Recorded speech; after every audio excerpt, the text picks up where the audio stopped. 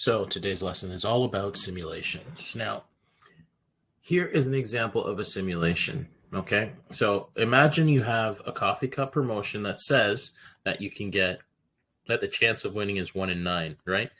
In our own words, when we say 1 out of 9, it really means the chance of 1 out of 9 means the probability of winning is equal to 1 out of 9 possibilities, which can be written as, like we said in our last lesson, as a percentage, right? By doing 1 divided by 9 and timesing by 100%, which gives us a probability of, 11% or 0.11.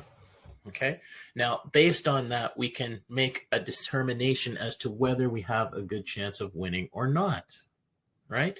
Now, if I wanted to know how to simulate this information without actually using the coffee cups, we have 2 possibilities. Now, this problem says, how can you simulate the coffee cup promotion without actually using coffee cups, right?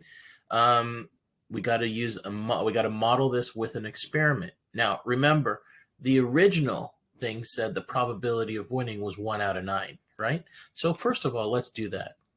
So we have the probability of winning is 1 in 9. So what is the probability of losing? The probability of losing is 8 out of 9. Now, in order to represent this information, the easiest way to represent this information is using a thing called a tree. Now, a tree has a root and a leaf. The root basically tells us where we start. So imagine here is our root. So this is our start. You decide to pick a cup. So this is let's call this my first cup.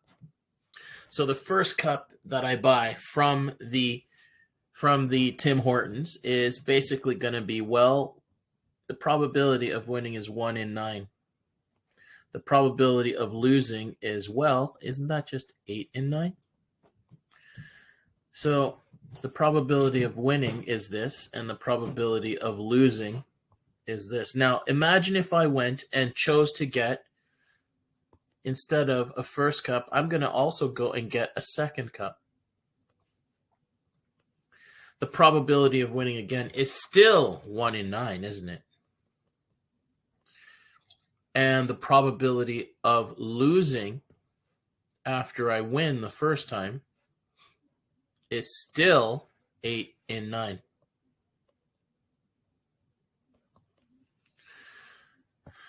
So in this case, we have a win, then we have a loss, and then the outcome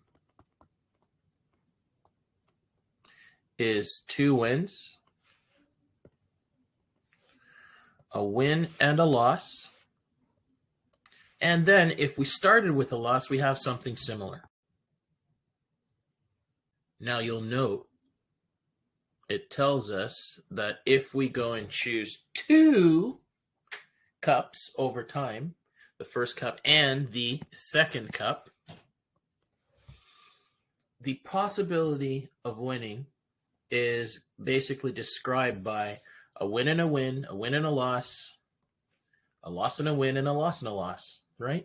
We call this the outcomes, and this tells us right away there are 4 outcomes that we can have. And that is the power of using a tree.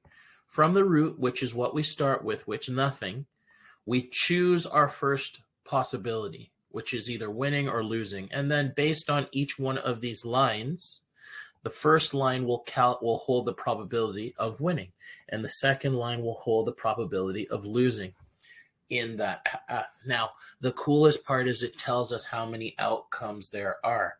So if I asked you for the probability of winning twice, you would tell me it's the probability of 1 over 9 times 1 over 9 gives us, well, 1 over 81, which is approximately 0.012. When we calculate it into a percent, it's 1.2%.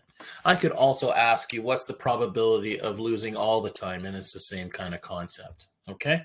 So if you think of it, these trees allow us to determine the different probabilities of combining different chances. Okay, so now what I want you to do is take a look at this next problem that deals with a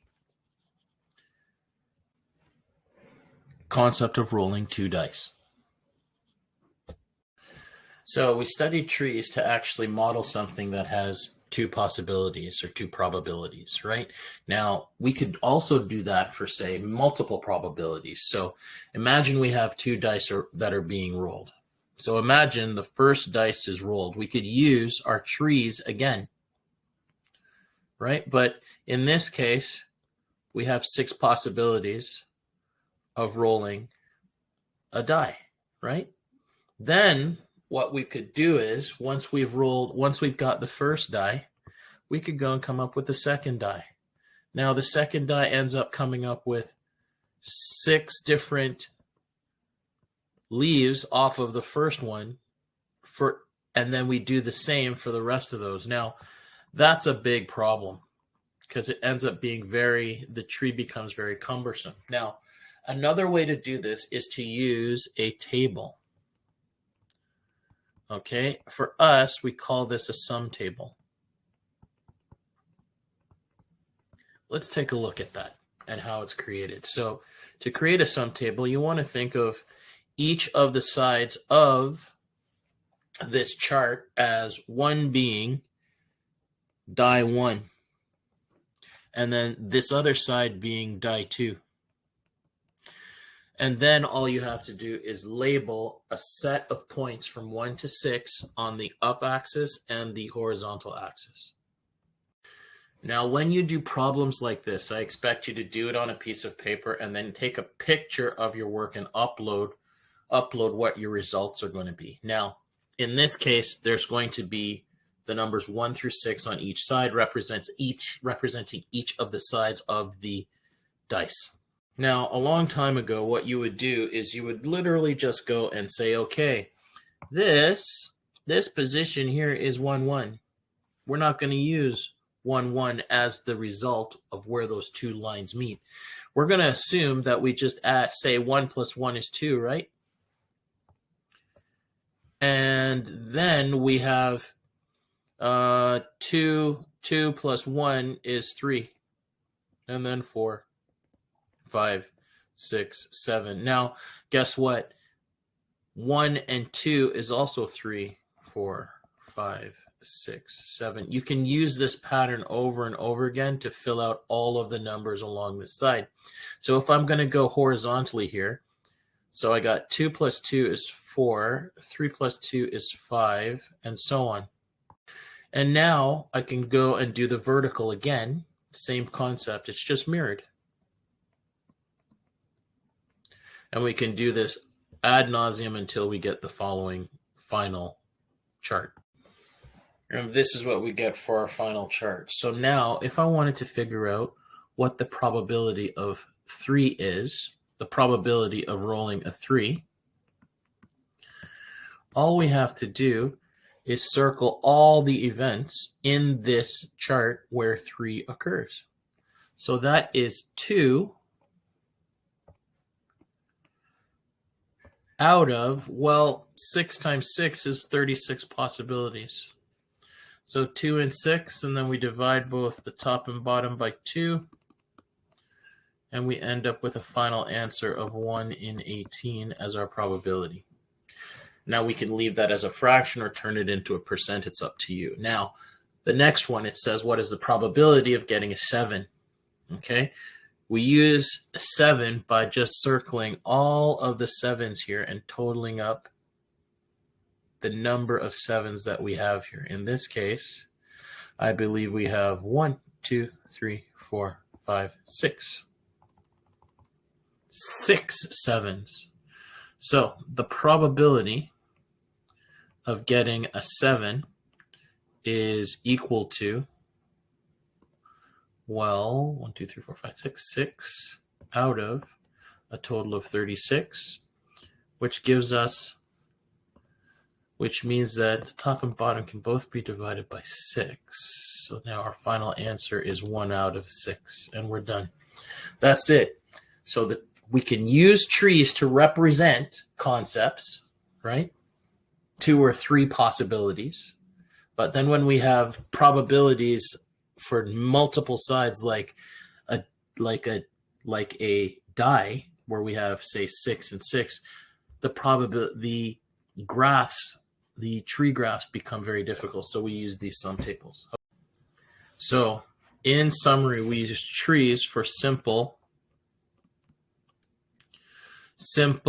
2 or 3 choices or 3 choice simulations. Okay. Now we can use these to calculate probability.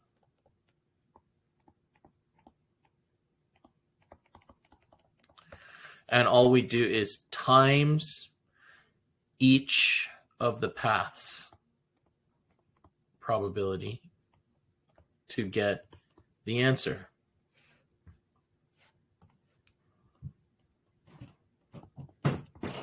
To get the answers. Now, when we have tables, all we're actually doing is setting up the tables.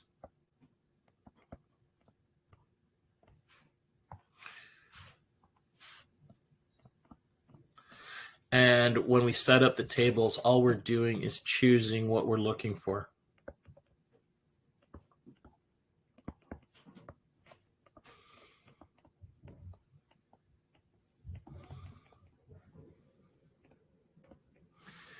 And when we choose what we look for, we take what we want. The probability in this case is what we want over the outcomes. Okay, and that's it. Homework will be posted. There'll be 4 questions. Good luck.